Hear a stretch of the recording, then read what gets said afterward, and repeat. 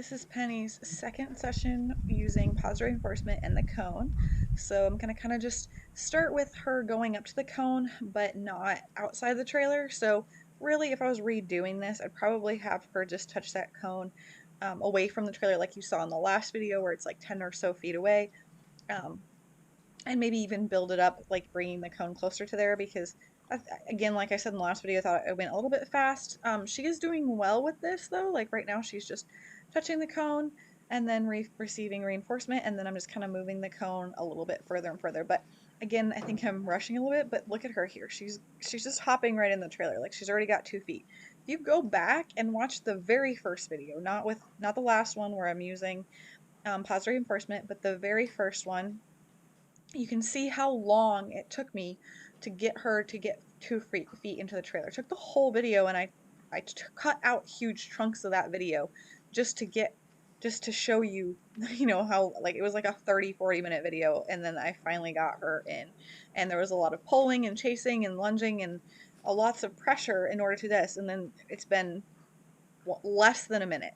So it's just crazy how well this works. Unfortunately, this video is very dark. Obviously, she's in the trailer. I tried to lighten it up as much as possible, but hopefully you could see her front feet kind of go in there. So, I mean, once she was in there, I'm just reinforcing her for being in there. You can kind of see her head's turned here. She's kind of looking out the side. You can kind of see the noseband on her halter. And she's still touching the cone in here. Depending on the horse, I might not necessarily use that anymore because for some horses it's very scary for them to put their head down in the trailer and touch that cone, and they really don't want to. And it's really not completely necessary. The cone's a really good way to get her in, like you saw here. Like she got those front feet in. She investigated the trailer. It kind of took the focus off of the trailer itself and put it more onto the cone. But probably for her and for a couple of my other horses, like I haven't really used the cone for this because I don't want her to feel like she needs to touch the cone, but then she's afraid to put her head down because since she can't see out of the trailer, and there's a bit of conflict there. So once they're kind of comfortable with the trailer and willing to put their feet in there, then I can move to just a handheld target. That seems to work a little bit better, and they can keep their head up. And then if I want to later on, I can use the cone so that they lower their head. But it's really not necessary. They don't really need their head lowered because they feel more comfortable with their head up, and that's how they're gonna haul. So I can be using the handheld target at this point, or just feeding her for just being in the trailer. Really, at this point, if I was redoing it now, I would be like, this is perfect. All I wanted was her feet in the trailer.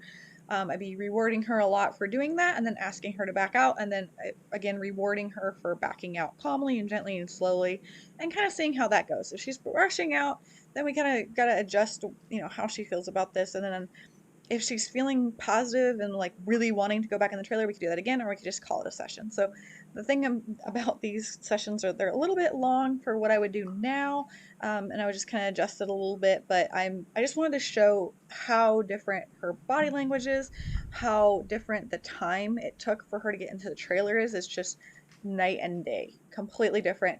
So that's really what I'm trying to get through with this series is how I got her in the trailer, how I built it up, and the difference in the training methods essentially. So you saw her with negative reinforcement, now you're gonna see her with positive reinforcement and really see the difference. So I'm probably gonna just cut through this video a little bit because she's standing in the trailer a lot. So here I'm asking her to back up. It kind of looks like she doesn't really want to. So again, at this point in time, I was using still negative reinforcement. So you can see me shaking the rope here. So again, if I was gonna go back and do this today, I would be using a target. So preferably that handheld target, teach her to touch that first. And she actually backed out really nice here, and I should have rewarded her for that. But again, this time, this was a few years ago, I was really focused on going in, staying in, and now I'm more focused about the horse, feeling good about being in the trailer and wanting to get in and wanting to get out, because getting out is just as important as getting in, and getting out safely and slowly is very important. So using that target would be something I'd change, and then working on the getting out as well. But she just hopped right back in the trailer the second time. Like she's just like, okay, like this is much better. So you can see within that one session, like I really changed her perception of the trailer. Um, and it really didn't take that long. Is it going to take that long for every horse? No. Some horses have a lot more trauma with the trailer.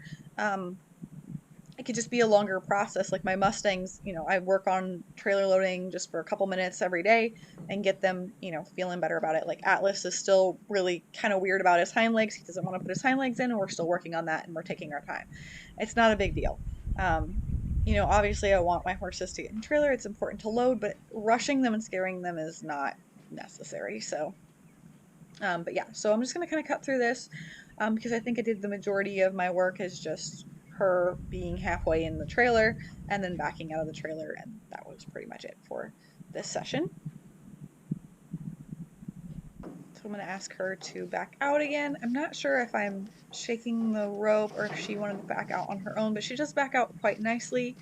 Um, and she doesn't look worried or anything here. Yeah, so that looks really nice. And then we go for a little walk, kind of let her clear her mind a little bit, and it's not like I'm gonna shove her in the trailer. I probably could have walked a little bit more there instead of that little short thing. I should have walked just longer so she can kind of, and look at that. She's trying to put that left hind up into the trailer. So that's amazing. Like for what we had the other day, like this is just really, really good. Even I don't care if she puts that hind leg in the trailer. So that she's trying and she's willing to do that versus in that first video, you could see she was not willing to do that at all. So this is just really, really great. So I had her back out of the trailer again. We went for a little walk. And then I'm going to ask her to come back in. And as she goes in, like how willing she is to go in, first of all. And then she's trying or wanting to go in with that left hind, the one with the white sock. And there she's trying again. Like, that is amazing. Like, she's just like offering going in. She's like, great things happen in here. I'd like to go in here, even though she has a history of just being forced to go into the trailer. So that is a huge, huge deal for her. So and I don't know necessarily her history before me. I don't know if she had good experiences in the trailer. That very may well be true.